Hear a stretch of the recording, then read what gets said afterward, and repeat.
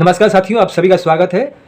आज हमारे स्टूडियो में चंदन कृष्णन जी मौजूद हैं, जो कि एक करियर काउंसलर हैं और शिक्षा के क्षेत्र में इनका बहुत बड़ा योगदान भी है और शिक्षा क्षेत्र में इनका बहुत बड़ा अनुभव भी है।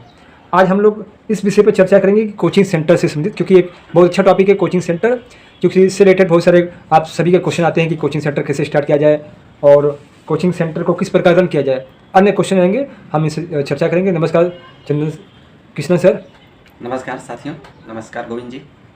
तो सर, जैसा कि आप समझ गए कि आज का टॉपिक है कोचिंग से सेंटर से रिलेटेड। जी हमारे जो चैनल के सब्सक्राइबर हैं उनका एक क्वेश्चन ये है कि कोचिंग सेंटर कैसे स्टार्ट किया जाए। जी तो देखिए, कोई भी नई कोचिंग सेंटर स्टार्ट करने के लिए आपको ये जानना चाहिए कि हम सबसे पहले ये जाने कि कोचिंग सेंटर में हम प्रोवाइड क्या करते हैं। कोचिंग सेंटर में सबसे पहले ये क्लियर है कि हम लोग एजुकेशन प्रोवाइड करेंगे बच्चों को, और जो बच्चे अनसेटिस्फैक्शन फील करते हैं स्कूल से, जो चीज़ें उनको समझ में नहीं आती है या होमवर्क में जो चीज़ें अनकम्प्लीट रह जाती हैं उनको करने के लिए, तो यहाँ पर साफ मतलब है कि कोचिंग सेंटर में हम एजुकेशन प्रोवाइड करेंगे। तो एजुकेशन प्रोवाइड करने के लिए ये ज़रूरी है कि हमारे पास एक स्टाफ हो, टीम हो, वो टीम एकेडमिक हो, अच्छे ढंग से पढ़े लिखे लोग जिनका एकेडमिक रिकॉर्ड अच्छा हो। साथ में एकेडमिक रिकॉर्ड अच्छा होना एक बात है, लेकिन उससे भी अच्छा है कि जो हमारी एकेडमिक रिकॉर्ड है वो एक अच्छे इंस्टीट्यूशन से हो।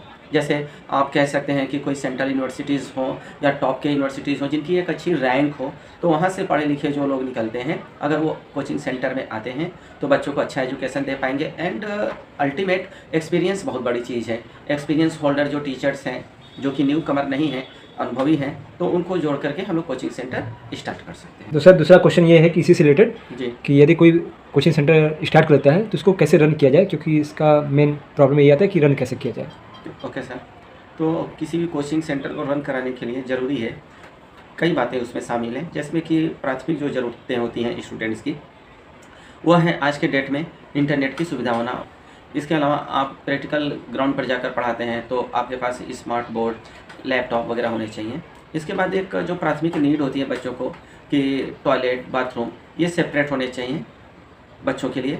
और इसके बाद हम जब देखते हैं कि कोचिंग रन नहीं कर पा रहे हैं तो वहाँ पर कहीं ना कहीं टीचर्स को अपने आप पर फोकस करना चाहिए कि उनके अंदर क्या ऐसी कोई चीज़ें आ गई जो मेहनत नहीं कर पा रहे हैं या समझा नहीं पा रहे हैं स्टूडेंट्स को टॉपिक। बहुत बार ऐसा होता है कि टीचर्स बहुत ज़्यादा पढ़े लिखे होते हैं बट वो बच्चों को समझा नहीं पाते, अपनी बातों को एक्सप्रेस नहीं कर पाते हैं। तो टीचर्स को ऐसा होना चाहिए कि अपने ज्ञान को, अपने नॉलेज को एक्सप्रेस कर पाएँ बच्चों के बीच में, तो बच्चे उसी चीज़ को एक्सेप्ट करेंगे जो वो एक्सप्रेशन के द्वारा पाएंगे। तो आप अगर सोचते हैं कि सिर्फ आपके पास नॉलेज है और उसके अकॉर्डिंग आप पढ़ा लें, तो ऐसा नहीं होगा। आपको एक्सप्रेस करना आना चाहिए। फिर आपका एक एटमॉस्फियर बनाना पड़ेगा, एकेडमिक एटमॉस्फियर, एक डिसिप्लिन लाना पड़ेगा, कल्चर लाना पड़ेगा, और सबसे बड़ा चीज़ है कि एजुकेशनल इन्वायरमेंट हो। जब एजुकेशनल इन्वायरमेंट हो जाएगा तो ऑटोमेटिक स्टूडेंट्स इंक्रीज करेंगे। सर, अगला प्रश्न ये है कि कोचिंग में बच्चों की संख्या को कैसे बढ़ाया जाए। देखिए सर, आज के डेट में कोचिंग में बच्चों की यदि संख्या को बढ़ानी है तो ऑनलाइन ऐड सबसे बड़ा ऐड है। अब बहुत सारे ऐसे यूट्यूब चैनल्स या फेसबुक पर आप देख सकते हैं कि जो लोग ऑनलाइन पढ़ाते हैं, बच्चों को ऑनलाइन पढ़ाते हैं, और ऑनलाइन पढ़ाने के बाद वो लोग ऑफलाइन में आ जाते हैं। तो जब आप स्टार्ट करना चाहते हैं तो सबसे पहले ऑनलाइन का भी ऑप्शन रखिए।